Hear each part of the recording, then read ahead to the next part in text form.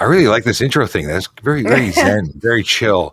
Good morning. It's Sean Shapiro, and I'm at Traffic Services. What is it, Wednesday the 7th? I think it is. Sure is. And July yeah, 7th. yeah, it's crazy how time flies. We are live doing our thing here at Traffic Services. We're joined by Brandon Karan, my partner in crime here. I keep saying partner in crime. Probably shouldn't use crime as a descriptor. And of course, Erin Urquhart, whose name was spelled possibly incorrect on the poster. But we're here and we're talking about stuff and things. We've got lots to talk about today, but let's start with Vision Zero Enforcement Team. Brandon, take it away. Well, yeah, we'll take it. Let me share that I screen. don't know if you noticed, we have one headphone that's kind of Dangling, I know. Well, look at my hair today. You can just tell things aren't going great. But you know what is going great? Vision Zero. So Vision Zero today is going to be in 52 Division as well as 41 Division. And people who view us regularly, they understand that you can go to torontopolice.on.ca/divisions and you'll get this handy-dandy interactive map. You can find out exactly where in the city VSAT is going to be. So Vision Zero is going to be in 52 Division. That's this little slice just east of Spadina, and 41 Division. That's this big slice east of Victoria Park Avenue. If you go further, you can go into each division and find out exactly where the divisional boundaries are, as well as some important folks you can contact if you have community complaints. Same information for 41 Division, and you can pull up your handy-dandy interactive map and get a very detailed description of exactly where your division is. And maybe you'll see one of our VSAT officers today. Hopefully it's, in line at Tim Hortons and not on a traffic stop. But if you do, wave and say hello. Speaking to that, aside from the fact that we talk about coffee a lot in the morning because it's a thing, but Vision Zero are a great group of officers dedicated to working on reducing serious injury and death on our roadways. They do that through enforcing the Highway Traffic Act, specifically looking at speeders, aggressive drivers, distracted drivers, impaired drivers, all the things that are correlated to or related directly to serious injury and death. Those are the behaviors that are most concerning for us and what we see. So they are trying to change behavior through enforcement, education through enforcement. They're doing a fantastic job at it. That's not to say that they're the only ones doing it. Every officer in the Toronto Police is out there on the road, is capable of stopping you and issuing a ticket, and they often do. What the Vision Zero enforcement team does is they augment. They go and add officer strength to that area, focusing on those things to make them safer. They're directed by innovation and analytics. They're people who have big brains who tell us what areas we should be focused on, and it really makes a difference. So thank you to them. Thank you to you, Brandon, for letting us know where they are. If you are interested to know where they are Monday to Friday, we post it on our Twitter account, on our Instagram account, and even on Facebook. So if you're not following us there, you should be, along with, of course, TikTok, but we'll get to that in a little bit. Brandon, we have Erin here. We got lots to talk about, and we've got a chat room that seems to be on fire today. Yeah. Let's throw the overlay on so we can see what's going on. Now, anyone who posts from this point forward will be showing up on the screen, but we can go through. And Emma's in the room. Emma, Amanda, we got all sorts of folks here. Quixotic Queen has been talking about getting a tweet deck going on here so we can automate some of our functionality. With a support group like this show has got we can go anywhere. We can do anything. But yeah, there's a whole conversation taking place here, and it's awesome. So if you have questions, if you have comments, throw them up there. We are. Hi, Erin. We are fangirling. What? Oh, yeah. Oh, well, yeah, thank you. We were on, I'm so on with them happy on here. TikTok. Yeah, we're excited to see you. Yeah, no, listen, this is where our community from TikTok is moving over to these other platforms, so we can continue the conversation with more people on camera. That's awesome. Love it. And of course, your show, you were with us a couple weeks ago. It was amazing. We had a great conversation. We want to do it again today. So let's do it. So now a bunch of things that are happening that people have got questions about. We were talking about can you park two motorcycles in a parking spot on street parking in the city of Toronto? That came through on our TikTok live this morning. What's the answer to that one? Motorcycles they have free parking as it is. So I don't know, do you mean an actual, on street is mostly what we deal with? So they were referring to metered. So I'm not sure if that's metered. Okay. So metered spots, they usually just have some sort of painted lines. And if the motorcycles can fit safely, then yes, because usually motorcycles are parked, on a 45-degree angle. Sean, you should know this, right? You're a motorcycle guy. I might be a motorcycle guy. Yeah. Your voiceover guy, motorcycle guy. Maybe I should have different accounts for different. CEO if of there's two in a all the spot, things. Do they have to pay 2 meter fees, or is it just Well, No, they don't have to pay at all. Motorcycles Oh, get free wow. parking on See, I did not street know that. in Toronto. I don't know about other cities, but in terms of Toronto, yes, they don't have to pay on street. But motorcycles do. They can get tickets if they're parked like in a no parking zone, on a sidewalk. Don't park on a sidewalk, even if you're like, oh, it's just a motorcycle. It's small. If it has a license plate, I can ticket it for being on the motorcycle, or sorry, being on the sidewalk. Motorcycle being on the sidewalk. And yeah, and all other parking bylaws, they can get a ticket for that. But and you say motorcycle and cycle. What if it's an e-bike? Can e-bikes park on the sidewalk?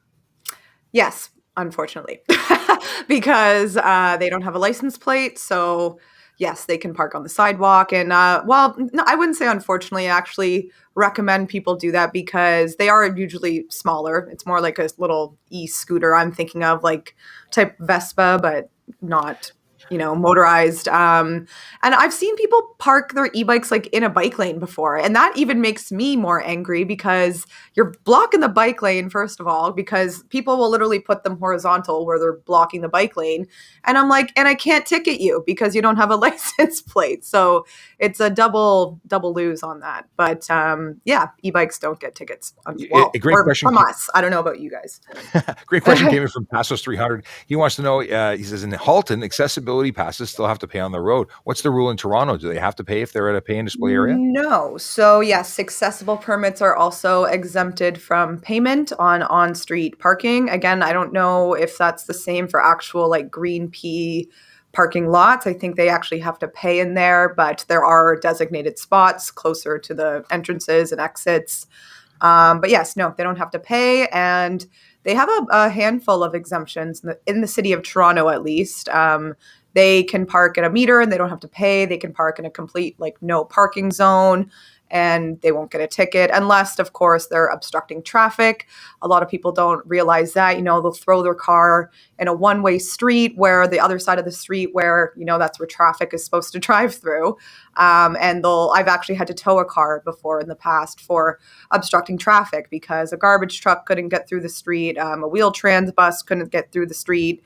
And unfortunately, it was someone with an accessible permit.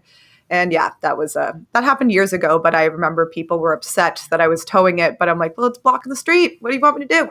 Yeah, it has to be reasonable. You get all these benefits. The reason accessible permits exist is because people need them. They need to be able to get where they're going. They have the needs that make them qualify for this, and we want to help everybody, but not at the cost of shutting down traffic on the street, not No. at the cost of obstructing no parking, no stopping and no standing zones, because those are issues as well, right? It's only no parking zones that they can park in.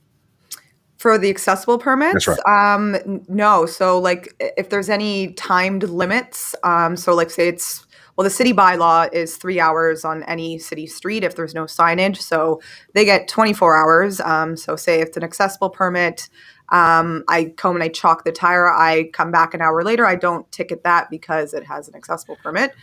Or if it's in like a 1 hour, 2 hour, they are exempted for 24 hours. But specifically, no stopping, no standing. Oh, no, they're not exempt. That's what I was going. That's what I thought. Yes, They're not yes. exempt for that. No. They can still get tickets there for Yeah, sure. the priority is still getting the city moving, and it's only in very specific areas. And if you have an accessible permit, you need to know what those rules are. So glad you're here if you're watching. Yeah. But there's a bunch of questions that have dropped in relation to see. this. So, Brandon, you want to curate and figure out which ones are which? So we've got not my real name, another regular. Is it true that delivery drivers can park in no parking/standing zones? I'm guessing he means for delivery. Oh, so the no standing is no. They are not able to park in a no standing zone. They can still get a ticket for that. But a no parking, yes. So I actually did a TikTok video about this that blew up about a month or so ago, explaining, I was on St. George Street, which on one side of the street, it is a bike lane, and the other side, it's all metered parking, no parking zones.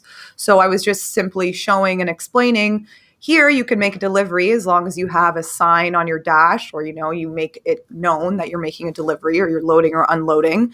On the other side of the street, it's a bike lane. That's a no-no. You can't do that there. And you get 10 minutes to make a delivery. And I think people thought that was strictly for like courier trucks. That's for any delivery. So like Wow. food delivery, Uber Eats, skip all those, food sharing or food delivery That's really apps. good to know. Yeah, and I feel like a lot of people didn't know that, and that's why it went kind of viral, is because people Yeah. were like, wow, this is great information. And I'm surprised. And I try to tell delivery drivers, unfortunately, they do come back and they were in a no stopping zone. Oh, sorry. Thank you. I was so happy to get them done when we finally opened up. And I talk with my hands a lot, so I'm sorry. Well, apparently now you're doing exactly what you're supposed Yeah. to do. You're showing off those. Sorry, what was I saying before that? I caught me Who off knows? We're just talking about your nails now. Nails. guard. Yeah. GPS Sorry. bike So nails. what I do remember what I was going to say. So, I try to educate drivers. Sometimes, the education is with, a price. Unfortunately, someone will come back. They'll be parked on Bay Street, which is a Monday to Friday, no stopping, 7 to 7. And it's a reserved lane. So it's $150 ticket. And, I feel bad for the delivery drivers, but at the same time, like, the city's open again. We got to keep the streets moving, and you can't be stopping on Bay Street, even if it is for 5 minutes or so to run up to a condo to do a food delivery. Like, you can't But do do you that. really feel bad? They're professional drivers. They're putting themselves out to be in the profession that needs to know the rules that they're You're working right. within. You're right. And it is and I also say that to drivers. I say it's your responsibility, to know where you can and can't stop to do this. If this is your job, right? Yeah. Just like this is my job to give you the ticket, is because I'm enforcing the bylaws. So I'm also just kind of reading the questions there too. It's wonderful and distracting at the same time. Yeah. When we do lives on TikTok, Brandon has totally takes over the chat room because I can't even look because it's just so Yeah, distracting. it is Um, distracting. So now, I'll let Brandon bring up the questions. well, there was a question from Tasso, so maybe you can find it, Brandon. He asked about delivery drivers and bicycle lanes, if I'm not mistaken. Oh, I He saw wants that. to know about Yes. that. So no, and that's, I posted a video on TikTok the other day that is blown up huge again too, of the new Young Street bike lane. So they have put in bike lanes between Bloor and I think it's all the way up to Davisville or St. Clair. I'm not even sure because I don't go that far north on my bike, especially in this heat. But anyways, I was checked out the new bike lanes, and it was a meat delivery truck in the bike lane, and it's not only a bike lane, it's a protected bike lane. They're still, putting in the barriers and whatnot. And this particular spot, they didn't have a barrier, and it was a large truck. And all the comments were, he's just doing a delivery, he has his hazards on, you can just go around. No, like, the city doesn't put bike lanes in for people to park in them. And that's why it's my job to patrol bike lanes and to ticket vehicles and educate also the public, which is what I'm doing on TikTok and Twitter, and which I've been doing for years. And right here. And right here, right now, exactly. So no, to answer the question, no deliveries can be made in a bike lane. And I did see a question about someone who, has mobility issues walking. And if I see that, of course, like, I'm not going to, write a ticket up if I see someone with, a walker, a wheelchair, getting out of a car and I usually know those spots within the cities where there's, dentist office where people are coming out under anesthetic and they come out like in a wheelchair. There's certain areas, because I've been doing this for so long, that I know those are probably going to be spots where people will stop in the bike lane. And that's when I use my discretion, and I'll go up to the car if there's someone sitting in it, and I will ask them, why are you stopped here? And if they tell me, oh, my so-and-so just got dental surgery, they're coming down with a nurse, they are under anesthetic, or I'm picking up my senior elderly grandma having trouble walking, I use my discretion. But, if there's a car left there unattended and that is the case, and they come back and the ticket's done, unfortunately, like, there's nothing I can do. I can't, I'm not a fortune teller. I can't see what people are doing when they're not at their cars, right? And that's what the first thing people say when they come back is, well, I was just doing this. And I'm like, well, I don't know that. I'm sorry.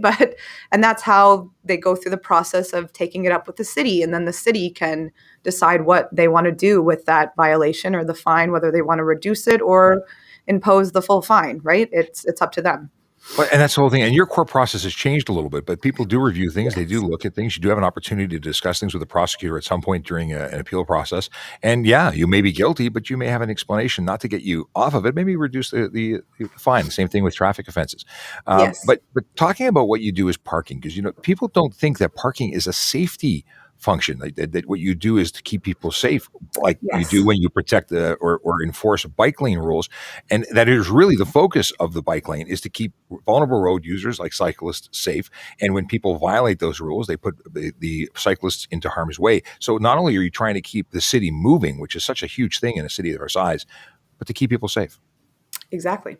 It's all about You know safety. what? So it's kind of also being echoed in the comments. Amanda saying, you can't park in the geez, Pike in the park park, in the sure. bike lanes, park in the bike lane, park in the bike lanes, and then also complain about bicycles being on the main lines. Well, Aaron makes a good point about how it's really a safety matter about parking in those lanes, and not only are you likely to get a ticket parking in those lanes, but you could potentially cause a collision, and then it becomes much more than just a parking ticket. It becomes a police matter. It becomes charges and potentially court. So, like when I was out on the road, I found more often than not, if I was attending a collision that involved a bicycle, it was often within the bike lanes because people aren't observing them properly. They're parking in them. They're not anticipating what's going on with cyclists when they're in those lanes, and that's why people like Erin Urquhart here are they're keeping the city safe, really.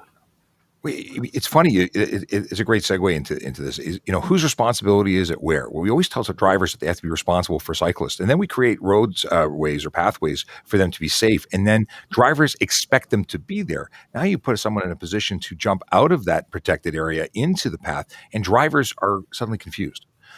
So is it an excuse if something goes wrong? No, but it's something to take into consideration that drivers are as everyone knows, we anticipate based on our experience and what we were observing, and then they go into autopilot and they stop paying attention to certain things. Those people are protected until they're not. Yes, exactly.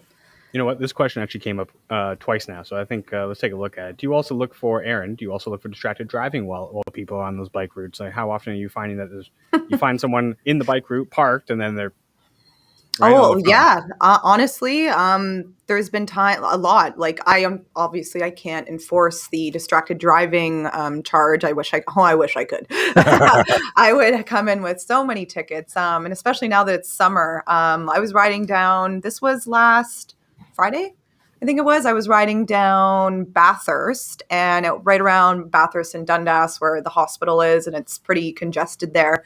But yeah, there was a driver and a passenger, and they're both on their phones while driving. And I'm like, and it was a convertible. So I'm riding right by on my bike, and I beeped my horn. I was like, hey, get off your phone. And I kind of startled the driver a bit. I'm like, what are you doing, man? Like, get off your phone, drive.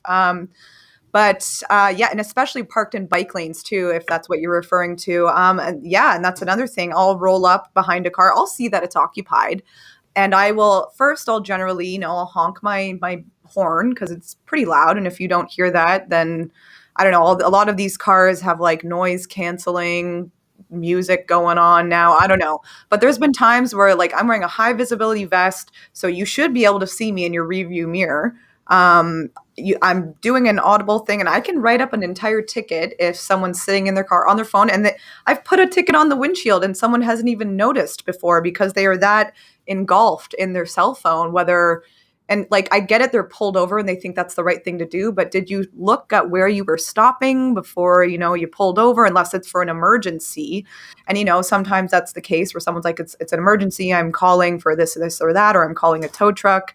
Things happen, but generally it's people just on their phone, looking at Instagram, TikTok, distracted, right?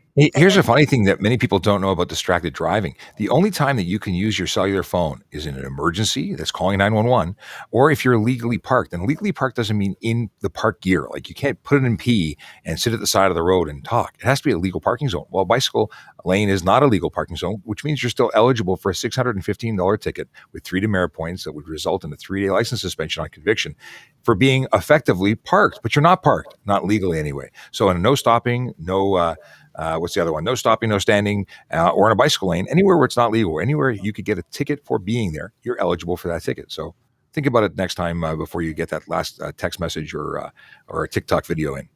Yes, It can wait. Everything can wait. Everything. I like to say that if you can't control yourself, and many people can't, put your phone in the trunk, put it in the glove box. I think that certain manufacturers did a really smart thing. They put their connection for charging and going into the stereo in the glove box, so you never see your phone. You can't reach out and touch it. It's out of the way. It's a really good idea. Mhm. Anything else coming in from our chat room? Sure. So not my real name again wants to know. What is it? Can Can police the police? police tell if someone has a handicap legally? I'm guessing that they mean the handicap display The sticker. permit?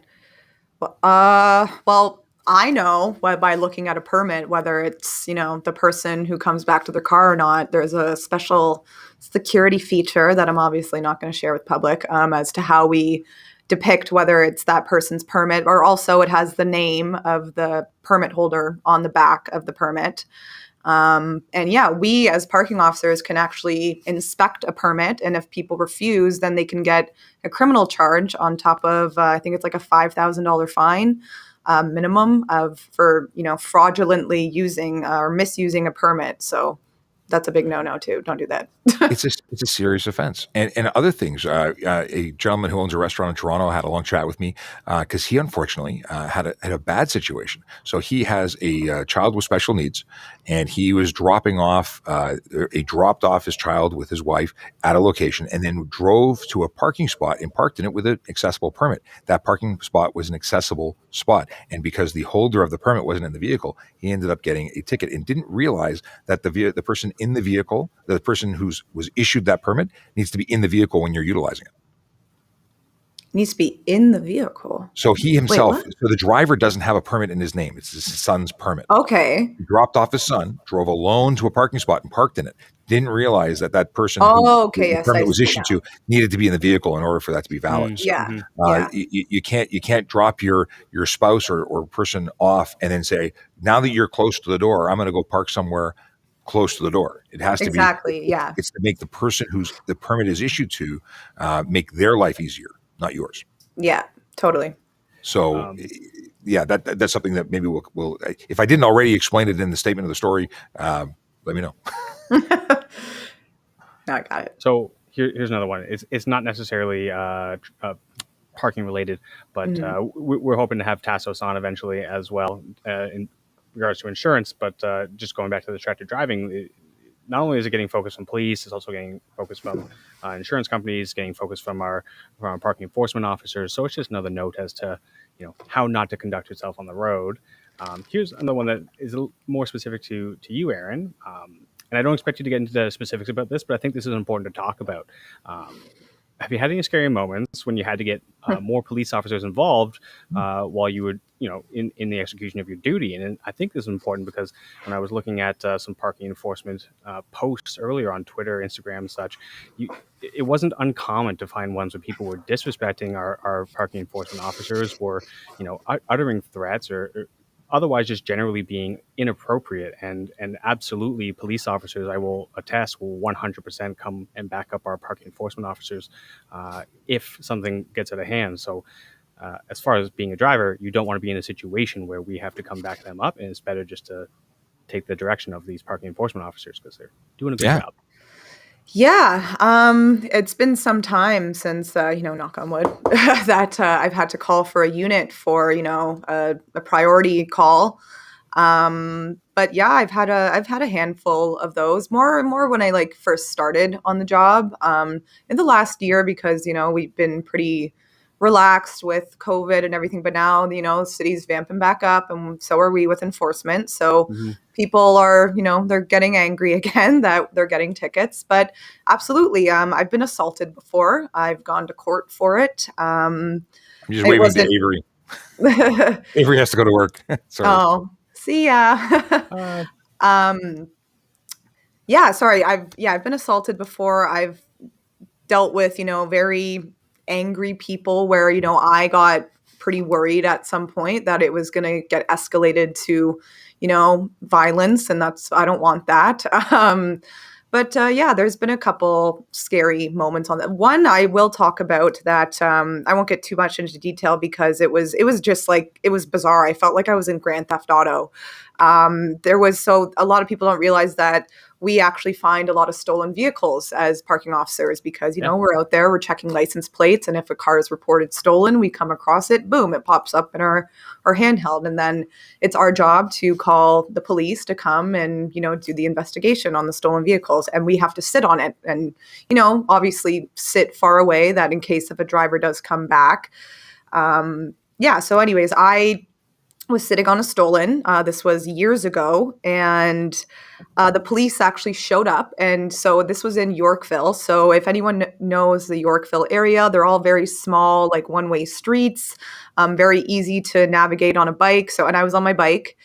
And so the police officer showed up, relieved me from the stolen. And by the time I literally, I did another loop around Yorkville. So I was on Yorkville Avenue near Davenport, looped around onto Cumberland over to Bel Air Street, which meets to Yorkville again. So I was pretty much doing a whole loop. By the time I got to Bel Air Street and I was on my bike, the person or whoever stole that vehicle had come back and challenged the officer, and it was now a chase. And this truck, it was a big pickup truck, actually went the wrong way up Yorkville, smashing into numerous vehicles, light post. I had to jump off my bike. Like it was going to hit me. It went up on the sidewalk and knocked over, it smashed into, it was literally crazy. It was like Grand Theft Auto, and the police, it got so unsafe that the police had to call off I think eventually the people got caught, and it was like a big investigation, multiple thefts. But yeah, that alone, that was one of the craziest things I've seen and was involved with. I wonder why you're able to remember it. A little traumatic. No, it was fine. But I literally remembered throwing my bike and jumping the other way, because if I didn't, I would have gotten hit, which was crazy. But yeah, I think the person got caught, thankfully. And yeah, police, they have to deal with a lot too, because that was a lone officer who came up, and probably the person saw from inside the hotel that the police was there, jumped in, and the craziness ensued. So yeah, that was one crazy thing that I remember that I shared. Things tend to happen when people don't want to get caught for something that they are very obviously guilty of. So yeah, we got a lot of responses of get out, no way, and wow, that's crazy. Yeah. Well, yeah.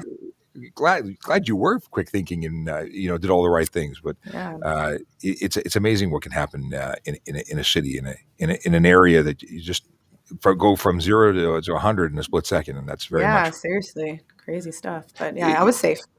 Well, I'm glad to hear it. But this is completely off topic, but it popped into my head, and I don't know why. But Cafe TO and parking and what's going on there. Have you seen anything interesting? I was asked yesterday. I was on Libby Znaimer's show on Zoomer, and she asked me about incidents in relation to Cafe TO. But what about parking near Cafe TO? It's a lot of spots that are being, taken up, or potential parking opportunities. Yeah. So spots I guess certain streets like Queen Street, Yonge Street has a lot of Cafe TO going on.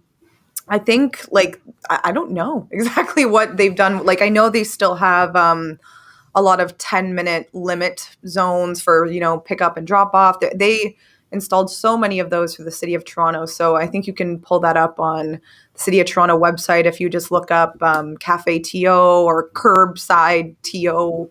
But yeah, a lot of parking has been taken away. And I think they're pretty much encouraging people to get out and walk. And because I know Yonge Street, like I said, they put new bike lanes in. And from what I've seen a while ago, they're planning on making Yonge Street, I think from College to Dundas Square, all a pedestrian zone. It's all under construction right now. Wow. So yeah, I guess they just want people to be out and, taking transit or biking and throughout the city, because that's why they put all these bike lanes in. But it's unfortunate that all these parking spots have been, and sort of to round and come back to parking on the street right now, enforcement is back. Is that right? Yes, we are full swing. So you got to pay at the meter to, pay for parking for on street. The one thing we're still not enforcing is rush hour because of Cafe TO. So because it's hard for, we can't just pick and choose certain streets that we can enforce, because a lot of it is like a lot of rush hour routes are now Cafe TO, which I guess is also good. So there's not cars parked there, but there's still half of a lane that's gone to Cafe TO. But so rush hour is still, we're not enforcing unless, it's a very congested rush hour route that we can enforce and the public's complaining, then we have to go and provide service. And yeah, that's all I have to say about Cafe TO, I suppose. Just another challenge in an ever-changing city and a changing climate kind of place in the world. One other thing that changes, I think, regularly, and we talk about quite often, is vehicles. What kind of vehicles are on the road during certain times of the year? I was hoping you could talk a little bit about what vehicles are acceptable to be in the bike lanes, because I think people feel like, oh, this is a small vehicle or this is a scooter, which is allowed nowhere, so it can go in the bike lane. But maybe you could talk a little bit about your experience with that, because you are closely related.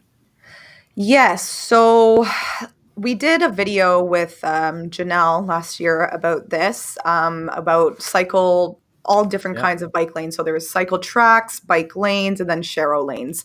So cycle tracks, like motorized scooter, like e-scooters and e-bikes, they are not to be in those lanes unless they are actually using pedal power.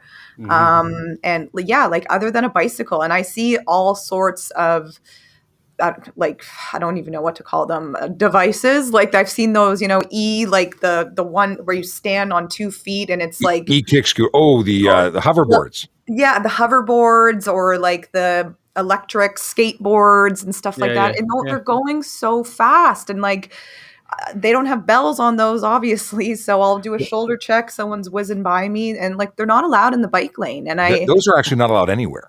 E-kick scooters, electric skateboards, those are not street legal. Those are for private property use only. You can't be on the road with them. Now, just to go into kick scooters for a second, since we said it, e-kick scooters are the ones with the little handlebar, the 2 wheels front and back, and a skateboard's kind of platform. They're very popular. They're just not legal in the city of Toronto. It's a $60 fine in most cases for using them, unless you're inside the bike lane. Then the fine will go up, and just don't use them. Sidewalks are prohibited, so only private property for those. But then you get into these strange places if you start talking about one wheels and electric skateboards, and they're also not street legal. A lot of people using them, and you may find enforcement coming to a town near you, i.e. Toronto. So be aware. Speaking of strange places, we have a question here about Union Station. I was reading Someone's that, So is there a stopping parking there, because it's they have some roadworks being completed apparently, and if that's the case, then is there enhanced enforcement in those areas? And I think this would really speak to other areas where there's a high volume of parking and construction at the same time. Yeah, so I know what you're talking about, where it's all like the interlocking stone and it's kind of raised road and stuff. So yeah, that's all like no parking, no stopping. But I know it's a lot of taxis are always parked there, and not necessarily extra enforcement, but like there's more officers, if that's what you mean, like that, flow through certain divisions and zones. So for parking enforcement, like you either have a zone or a box that you're in, or someone like me who goes all over the city. But there are certain areas of the city where you can actually enforce. This is not for those, the no stopping, no standing there, but it's for like the metered bylaws. You can actually get ticketed like every 3 hours if you don't pay. So that's, I think, one certain box. I believe it's from the lake up to Bloor, from Church to Spadina, I believe. I don't know. It's a large box, but that's only for metered parking. So say you got a ticket at 9 a.m. for not paying for parking, and I come back around at, what's 3 hours? 12? I'm not good at math. I come back at 12 o'clock. Not in the morning. Yeah. After your second coffee. Exactly. Come back at 12 o'clock, you still haven't paid, you can get another ticket. So that's, again, only certain areas of the city. I guess that kind of relates to extra enforcement, if that's what you mean. But that is because it's a high volume area of the city, and we want turnover of cars to be able to park, right? So that's that. Great answer. And just going to that, a lot of people are focused on their needs, and we get it. You got to go where you got to go. You got to drop people off. But Yeah. in certain areas where there is literally a bottleneck, where the road does not allow someone to pass, you stop traffic in all directions while you do whatever you're doing. And a quick jumping out of a car is great, but then you have people with luggage and things right in front of the station. You create a tremendous amount of traffic, and it cascades down the street. There are better places to stop. Yes. So, Totally. awesome. We have had a fantastic. We've wound up going for 35 minutes. I didn't realize how I was time going to has say, I was flown. like, have we gone over our limit of what we can do here? A limit? There's no limit. But Sky's there, the limit. there are other things that need to get done, and we still have to talk about what's happening tomorrow. We are going to be on the Jerry Agar show, although Jerry Agar won't be there because he's on vacation. So tomorrow, 9 a.m., we go live on TikTok, as we do Monday to Friday, pretty much every day, except not Saturday and Sunday. So, okay. We go Monday to Friday, TikTok, 9 to 10, but we will be crossing streams at 9:35, where the Jerry Agar show, hosted by someone other than Jerry, will be coming in and joining our TikTok, talking to our audience, and will be, of course, broadcast in the airwaves of Toronto on Newstalk 1010. So tune in. You can text questions into the show. You can come on through the app and jump in on our stream and participate. It'll be a lot of fun. So come and join us. But of course, you can also follow us on Twitter. You can follow us on, which is at Traffic Services. You can get us at Instagram, Traffic Services Toronto, YouTube, Traffic Services Toronto Police. They just get longer and longer and longer. And then ultimately, TikTok, where all the action is. And we normally say we're going to be going on to TikTok next, but we're not today because we were already on TikTok. We're on summer hours, which is why our show is coming on at 10:15 and not 8 o'clock in the morning or 8:30 in the morning. So Summer hours. it's summer hours. Things got to get done. Changing it up. Thanks so much, everyone who's tuned in and participated in the chat. It's been great having you here. You make the show possible and more interesting, because when it's just Brandon and I, it's kind of not as anyway.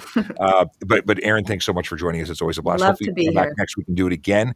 And we'll find some interesting questions to stump you with. Make it. Yeah, that today was awesome. So many questions. Loved it. Yeah. Anyways, Yeah, and again, thanks thanks everyone. everyone in the chat room. Yeah, absolutely. Thanks so much, and have a wonderful day. Is the weather better yet? Has anyone been outside? Because the Yeah, weather it's was raining. not friendly on the way in. It's beautiful. Beautiful. Doesn't matter. It's summertime. It's not winter. I'll take it. All right. I like Everyone, it. remember to follow TPS _ Bike Heart. I think that's your TikTok All your and platforms. That's your all my Twitter? platforms. Everything. Okay. Awesome. She has all the up-to-date stuff there, so follow her there and stay tuned. to see us Everyone next watching year. has all sorts of homework now of following. It's a follow. Yeah. It's a follow thing. Awesome. Thanks again, everybody. Take care, and we'll see you tomorrow, bright and early, Bye. wherever we subscribe and get to you.